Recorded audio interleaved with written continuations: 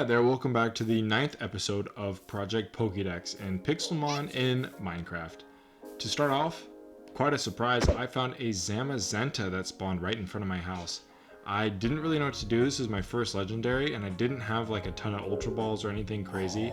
So what I did was I just threw as much stuff as I could at him. Actually, I guess in this I had 29 Ultra Balls, but still, they did not work. You can see right here I'm in turn 8 and it took me all the way until turn 37 with my special heavy ball, and finally Zamazenta was mine.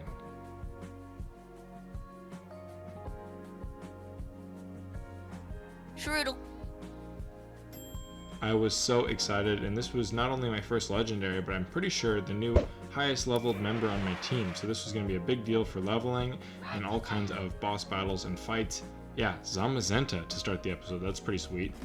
Then I made my way into the Ultra Beast world and just kind of ran around, and anytime I'm in here I feel like the Pokemon are higher level, the raids are everywhere, the loot is plentiful. It's almost like a no-brainer that if you want to get some cool stuff or level up, be in Ultra Space. Here was this boss Houndoom. He actually caught in the Pokeball there, the Premier Ball. Then there were all these Beast Balls everywhere and just dungeons and loot, and it's just unlimited stuff, and my shulker boxes were getting full as well as my computer was lagging up a storm because of how much stuff was going on here. This was a boss Skarmory, and even though he doesn't catch in this Great Ball, I mean, I'm still getting bottle caps and rare candy and Dynamax, all kinds of stuff. Here I actually got an EXP share, my first one of the series, and this is going to be huge for leveling. You'll see just the level of my Raichu go up throughout this episode. Now I'm time to create a storage. I've been meaning to do like a meaningful storage, especially just for like Pixelmon items for now. So this storage room from the abandoned big mansion here is actually going to turn into a storage room of its own, just a little bit better. So I started out by putting plates in there, and then when I was kind of cleaning up, I realized I had all of these like TRs that I could use one time, so I started using them on my Zamazenta and got him a pretty good moveset actually, especially with close combat.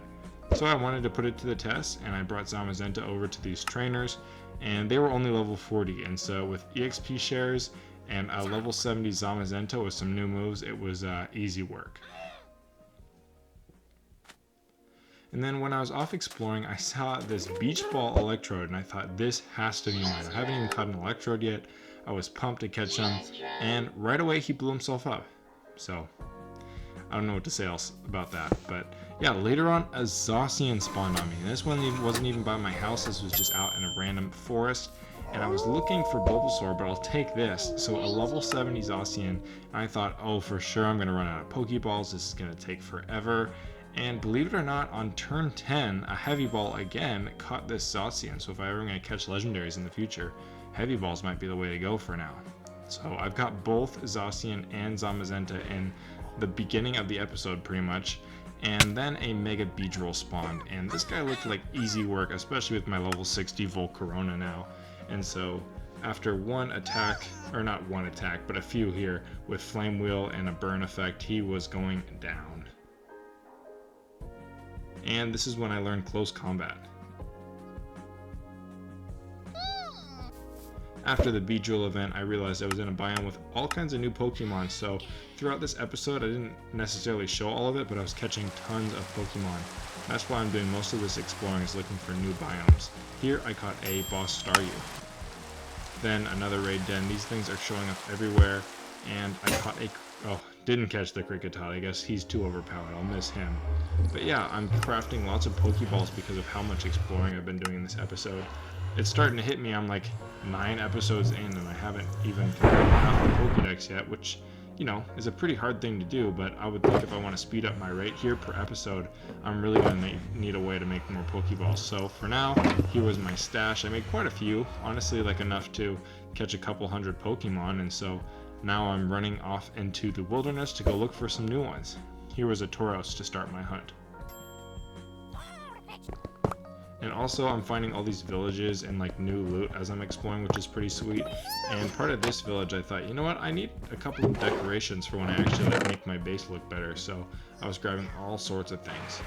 Here was a level 30 Pomo, a Pokemon I have not caught yet. And also all kinds of random ones here like Sunkern, level 50.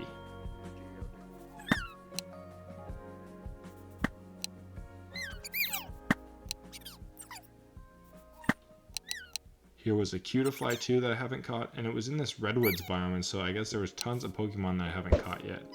Later in the Acacia Woods Forest land of the savannah here, I caught a Kangaskhan, and funny enough, right behind him spawned a legendary boss Kangaskhan, and I beat him in one hit with close combat and my level 81 Zamazenta. So I got the Mega Stone and a rare candy.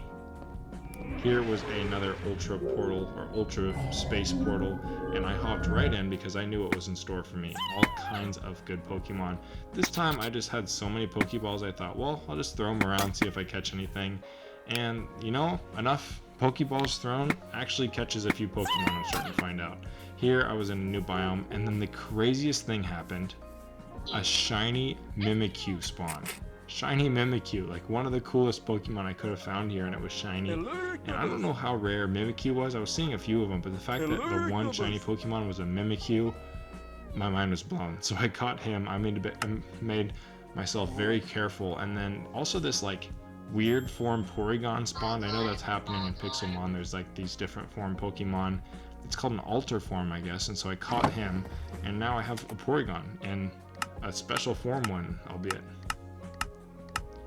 You can see in my boxes here just how many Pokemon I've caught over these episodes, and especially the random Pokeball throwing strat. I definitely get quite a bit of duplicates, but here is my altered form Porygon, and then here is my shiny Mimikyu. What a find. And here are his stats. He is ordinary, which is fine, but yeah, thanks so much for watching. I'll see you in the next episode, but not before I show you how many Pokemon. I am up to 307 Pokemon, so definitely maybe my biggest leap so far, but that's going to be it for this episode. Thanks so much for watching.